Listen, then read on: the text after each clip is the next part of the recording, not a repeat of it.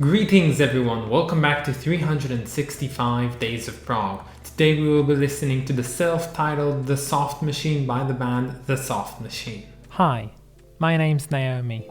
I'm an avid progressive rock fan, but I'm a long ways from knowing all the prog albums out there. But this year, I'm gonna give it a try. This is 365 Days of Prog. So as always, before we get into this, I want to share with you my favorite bits from the entire album, so enjoy your listen.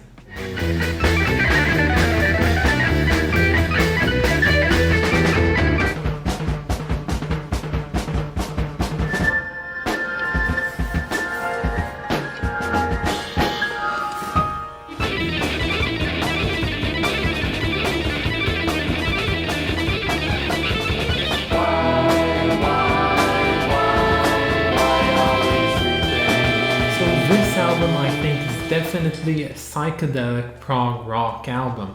This one really does delve into that psychedelia side of things, and I think it's really good. It's actually so good in my opinion that I think it's probably the best psychedelic rock album I've ever listened to, and I've listened to it once, okay? I've listened to it only once, and I can definitely say the experience I had while listening to it was so stellar. I think it's the best. And yes, I think it is actually better than The Piper at the Gates of Dawn.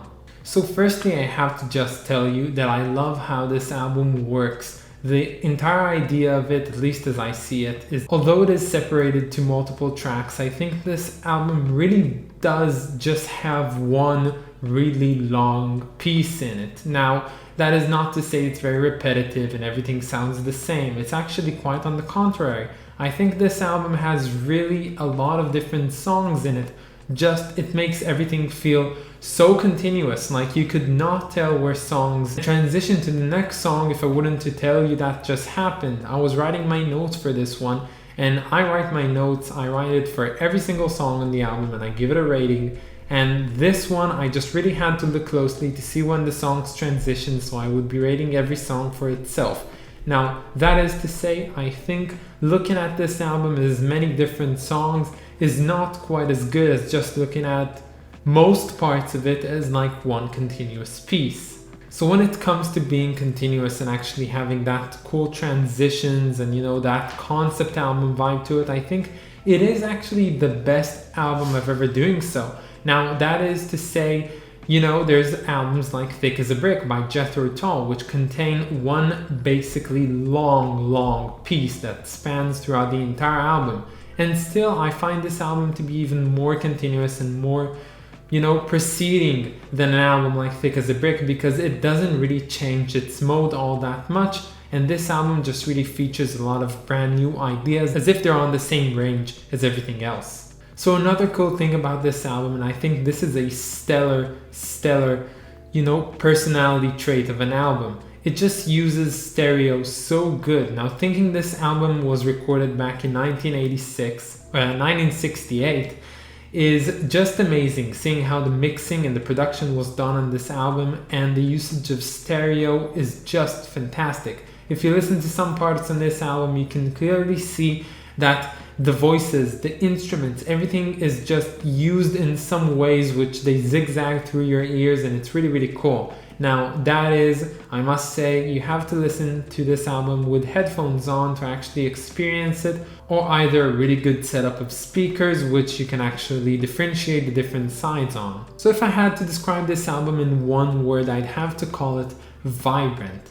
It really is just very luscious with everything and all good that there is, and I think that's really cool, and I've never heard an album quite like this one. I'm really psyched for it because it's really a unique experience. I wouldn't say this album is completely top over the moon for me. I just think the experience that this album gave me was really engrossing, and I loved it so very much. So the best lyrics on a song on this album has to go to We Did It Again, for obvious reasons. And no, I'm just kidding guys, but one of the songs from this album that I actually knew beforehand, yeah, I know, sorry, I'm not supposed to know any of these albums, I'm listening to them for the first time. That's actually pretty true. This is the second song in this series that I've known, the first one being It's Raining Again by Supertramp, and this one being another song that I actually know and listened to in the past.